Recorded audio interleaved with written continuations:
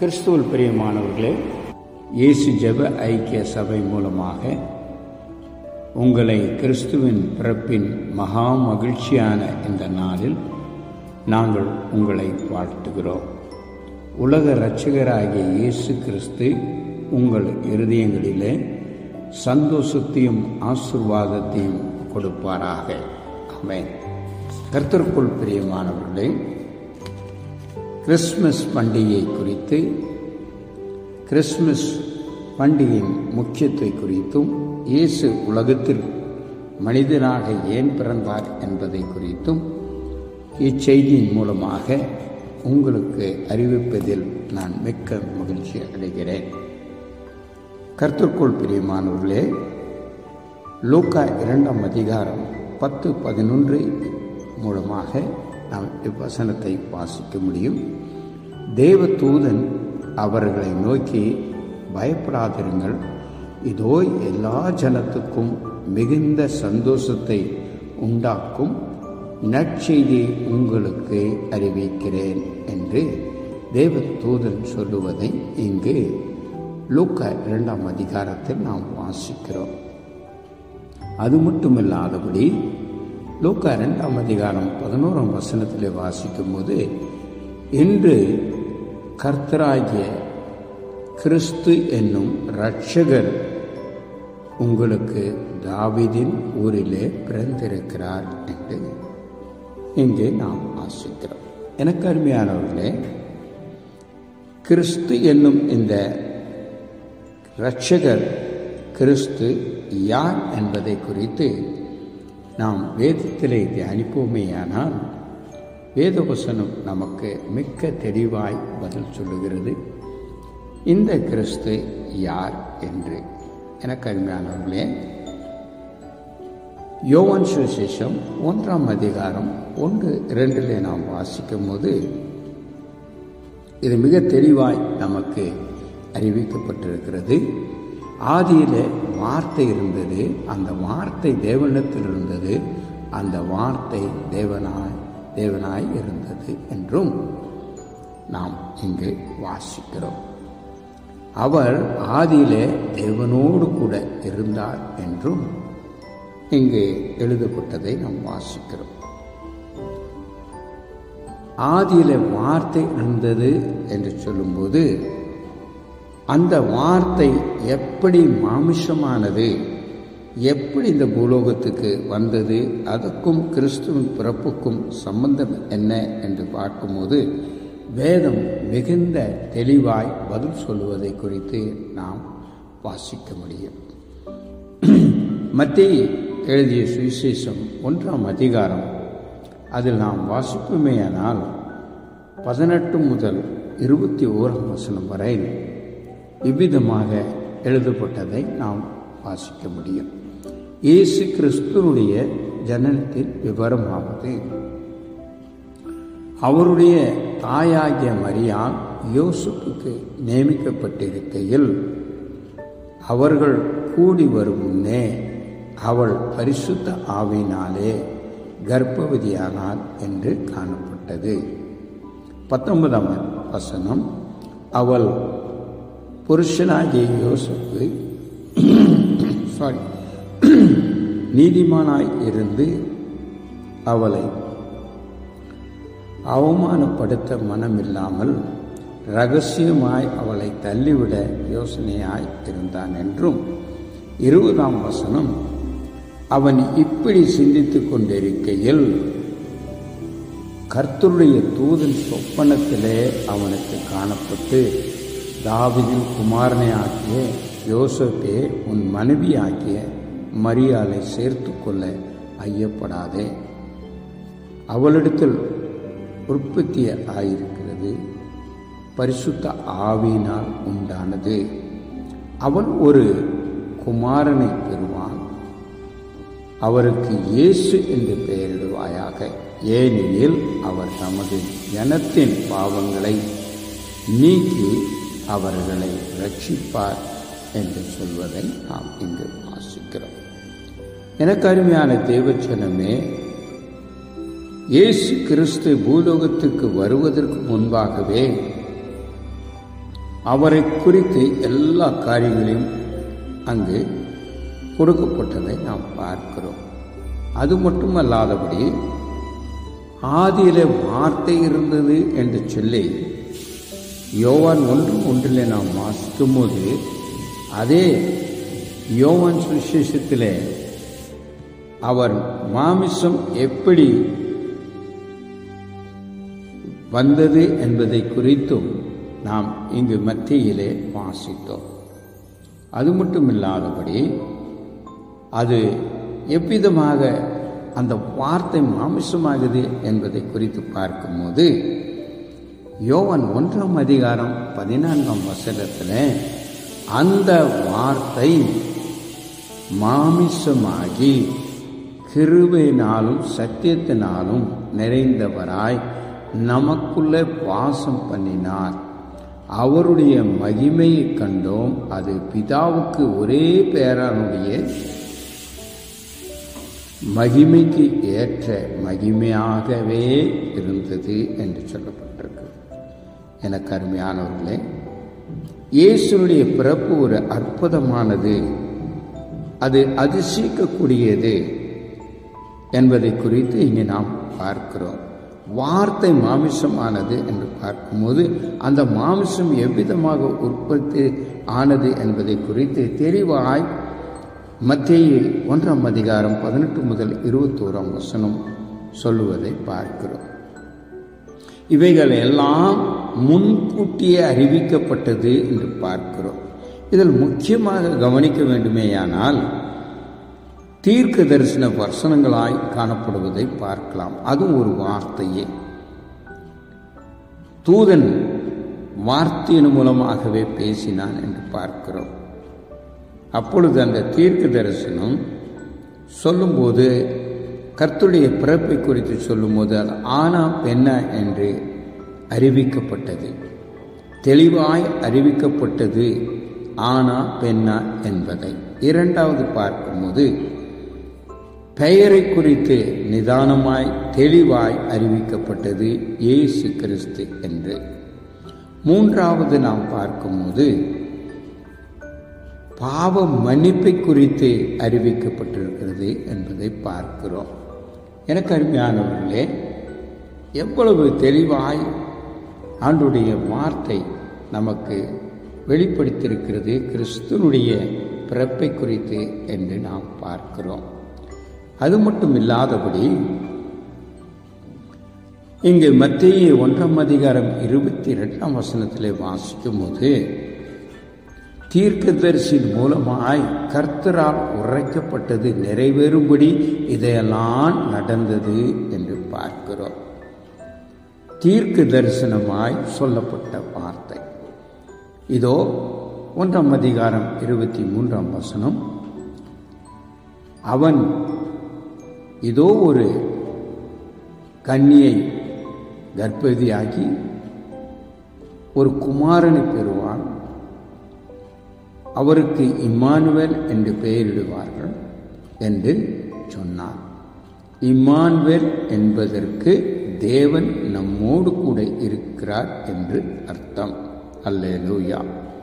எனக்கு அருமையானவர்களே, அது மட்டும் இல்லாதபடி பழைய ஏற்பாட்டில் நாம் பார்க்கும்போது ஏசாயா தீர்க்க தரிசன புஸ்தகத்திலே 7ஆம் அதிகாரம் 15 இவ்விதமாக சொல்லுகிறது, ஆதலால் ஆண்டவர் தாமே உங்களுக்கு ஒரு அடையாளத்தை கொடுப்பார். இதோ ஒரு கன்னிகை கர்ப்பவதியாகி ஒரு குமாரனை பெறுவார், அவருக்கு இம்மானுவேல் என்று பெயரிடுவார்களாக. எனக்கு அருமையானவர்களே, கர்த்தருடைய தீர்க்க தரிசன வசனத்தின் மூலமாகவே இயேசு இந்த பூலோகத்தில் மனித ரூபம் எடுத்து வந்தார் என்று பார்க்கிறோம்.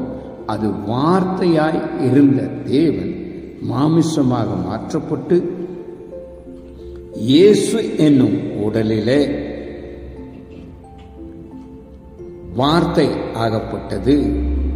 அது தேவனோடு கூட இருந்ததாகவும் தேவனாய் வெளிப்பட்டதாகவும் நாம் பார்க்கிறோம். அது எவ்விதமாக என்று பார்க்கும்போது தேவன் கிறிஸ்துவாய் மனிதனாக பூலோகத்தில் பிறந்தார் என்று பார்க்கிறோம். இங்கே மீண்டுமாய் நாம் புதிய ஏற்பாட்டில் பார்க்கும்போது லூக்கா 2ஆம் அதிகாரம் 10-11 சொல்லுவதை நாம் வாசித்தோம். தேவ தூதர்கள் அவர்களை நோக்கி, பயப்படாதிருங்கள், இதோ எல்லா ஜனத்துக்கும் மிகுந்த சந்தோஷத்தை உண்டாக்கும் நற்செய்தியை உங்களுக்கு அறிவிக்கிறேன். அதற்கு பின்பாக, இன்று கர்த்தராகிய கிறிஸ்து என்னும் இரட்சகர் உங்களுக்கு தாவீதின் ஊரிலே பிறந்திருக்கிறார் என்று பார்க்கிறோம். எனக்கு அருமையான தேவச்சனமே, இதோ எல்லா ஜனத்துக்கும் மிகுந்த சந்தோஷம் உண்டாக்கும் என்று கிறிஸ்துவின் நாமத்திலே அவர்கள் சொல்லுவதை குறித்து நாம் பார்க்கிறோம். மற்றும் இங்கு பார்க்கும்போது விசேஷமாக கிறிஸ்துவர்களுக்கு மட்டும் இயேசுவின் பிறப்பில் கொண்டாட்டம் என்று சொல்லவில்லை. கிறிஸ்தவர்களுக்கு மட்டுமே இயேசு கிறிஸ்து இந்த பூலோகத்தில் பிறந்தார் என்று சொல்லவில்லை. இதற்கு மாறாக உலக மக்களுக்கு சந்தோஷம் உண்டாக நற்செய்தி சொல்லுகிறேன் என்று சொல்வதை குறித்து பார்க்கிறோம். எனக்கு அருமையானவர்களே, இங்கே நாம் வாசிக்கும் போது வேதத்தில் 1 தீமோத்தேயு என்ற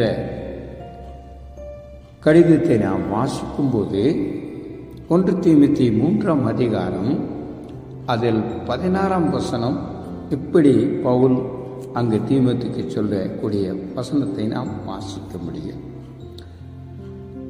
அன்றியும் தேவ பக்திக்குரிய ரகசியமானது யாவரும் ஒப்புக்கொள்கிறபடியே மகா மேன்மை உள்ளது.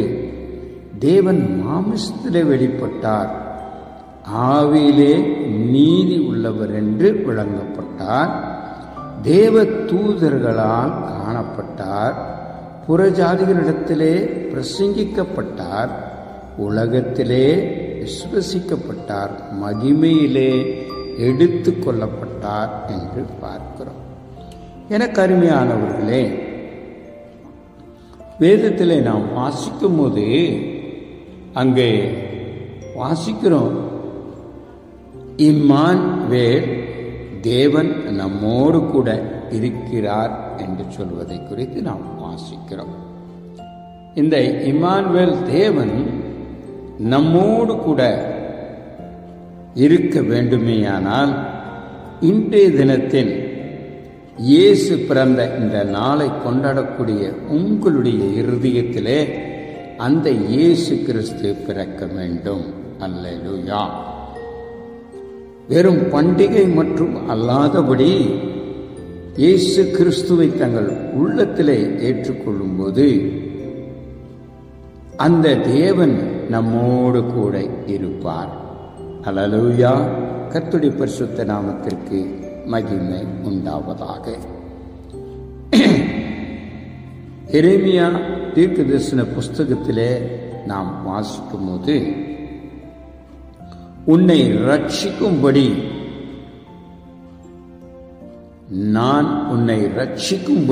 நான் உன்னோடு இருக்கிறேன் என்று சொல்வதை பார்க்கிறோம். உன்னை ரட்சிக்கும்படியாக நான் உன்னோடு கூட இருக்கிறேன் என்று தேவன் சொல்லுகிறார். எனக்கு அருமையானவர்களே, அது மட்டும் அல்லாதபடி நாம் அதே புஸ்தகத்திலே எரேமியா புஸ்தகம் 15ஆம் அதிகாரம் 20ஆம் வசனத்திலே நாம் வாசிப்போமேயானால் அங்கு என்ன சொல்லுகிறார் என்று பார்க்கும்போது, உன்னை தப்புவிப்பதற்காக நான் உன்னோடு கூட இருக்கிறேன். எரேமியா 15ஆம் அதிகாரம் 20ஆம் வசனம். எனக்கு அருமையானவர்களே, தேவன் நம்மை தப்புவிப்பதற்காக நம்மோடு கூட இருக்க விரும்புகிறார். அது கிறிஸ்து மூலமாக நிறைவேறப்படுகிறது என்று பார்க்கிறோம்.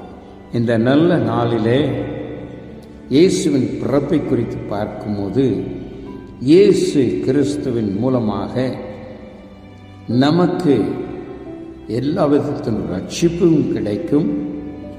அதோடு கூட நம்மை தப்பிப்பதற்காக நம்மோடு கூட இருக்கிறேன் என்று வேதத்தில் மூலமாக நாம் அறிந்து கொள்ள முடியும். அது மட்டுமல்லாதபடி உன்னை காக்கும்படி நான் உன்னோடு கூட இருக்கிறேன் என்று சொல்வதை எரேமியா 1:8 நாம் வாசிக்க முடியும். எனக்கு அருமையான தேவஜனமே, இன்று கிறிஸ்து இயேசு பூலோகத்திலே பிறந்திருக்கிறார் என்ற செய்தி அநேக மக்கள் மத்தியிலே நாம் எடுத்துச் செல்ல வேண்டியது அவசியமாக இருக்கிறது. அந்த கிறிஸ்து யார் என்று சொல்லும்போது அவர் வார்த்தையாய் இருக்கிறார் என்று பார்க்கிறோம். அந்த வார்த்தை எவ்விதமாக மாம்சமானது என்பதை குறித்து நாம் முதலாவது அறிந்திருக்க வேண்டும். இயேசு கிறிஸ்துவின் பிறப்பில் வேதம் சொல்லக்கூடிய விளக்கத்தை நாம் நன்றாக அறிந்து அந்த தீர்க்க தரிசன வசனத்தின் மூலமாக நாம் பெற்றிருக்கிற ரட்சிப்பை உலக ஜனங்களுக்கு அறிவிக்க வேண்டியது அவசியமாக இருக்கிறது. இந்த சந்தோஷமான ஆசீர்வாத நாளை மற்ற நம் நண்பர்களும் மற்றும் நம் சொந்த பந்தங்களோடு கூட கலந்து கொண்டு இந்த பண்டிகை மூலமாக இயேசு கிறிஸ்துவை அவருடைய பிறப்பின் நற்செய்தியை அறிவிக்க வேண்டியது விசுவாசிகளுடைய கடமையாய் இருக்கிறது. எனக்கு அருமையானவர்களே, வெறும் கிறிஸ்துமஸ் பண்டிகை மற்றும் கொண்டாடுவதில் மற்றும் கவனத்தை செலுத்தாதபடி கிறிஸ்து யார் என்பதை நாம் அறிவிக்க வேண்டும். அவர் வார்த்தையாய் இருக்கிறார். எனவே கிறிஸ்து சொன்னார், நானே வழியும் சத்தியும் ஜீவனுமாய் இருக்கிறேன் என்று சொல்லி. எனக்கு அருமையானவர்களே, தீர்க்க தரிசன வசனங்கள் நமக்கு வேத வசனத்திலிருந்து கொடுக்கப்பட்டிருக்கிறது. எல்லாம் அவர் பிறப்புக்கு முன்பாக சொல்லப்பட்ட காரியங்கள் இன்றும் கிறிஸ்து இயேசுவின் மூலமாக நாம் அறிவிக்க வேண்டியது அவசியமாக இருக்கிறது. எனவே இந்த கிறிஸ்துமஸ் பண்டிகையிலே தேவனுடைய அன்பையும் அவருடைய கிருபையும் பெற்ற நாம் மற்றவர்களுக்கு இந்த அன்பை குறித்து, இந்த இயேசு கிறிஸ்துவின் பிறப்பை குறித்து, இந்த ரட்சிப்பை குறித்து சொல்ல வேண்டியது அவசியமாக இருக்கிறது. தேவன் தாமே உங்களையும் உங்கள் குடும்பத்தாரையும் ஆசீர்வதிப்பாராக. அத்துடன் கிறிஸ்துமஸ் பண்டிகை கொண்டாடக்கூடிய உங்கள் அனைவருக்கும் கர்த்தராகிய இயேசு கிறிஸ்துவின் நாமத்தில் நான் வாழ்த்துக்களை சொல்லுகிறேன். தேவன் தாமே உங்களையும் உங்கள் குடும்பத்தாரையும் ஆசீர்வதித்து வழி நடத்துவாராக. ஆமென்.